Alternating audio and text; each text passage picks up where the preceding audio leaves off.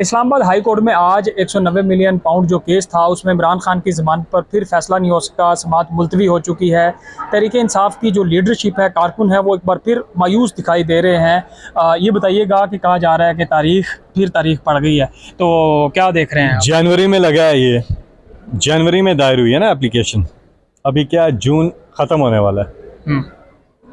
ये 15 मिनट से ज़्यादा की केस नहीं है, लेकिन वो 15 मिनट तब शुरू होंगे ना जब समाअत शुरू होगी।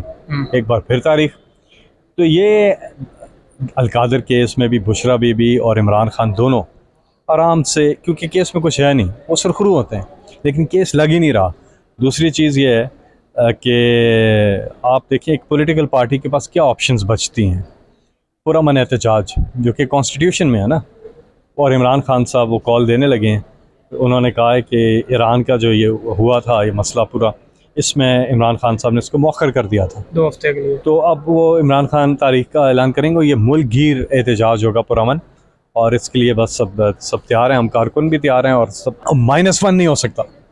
ये जो -1 चल पड़ा ना, ये पहले भी एक बार इमरान खान इसमें बड़ा क्लियर मैसेज दिया था इमरान खान ने उस वक्त भी।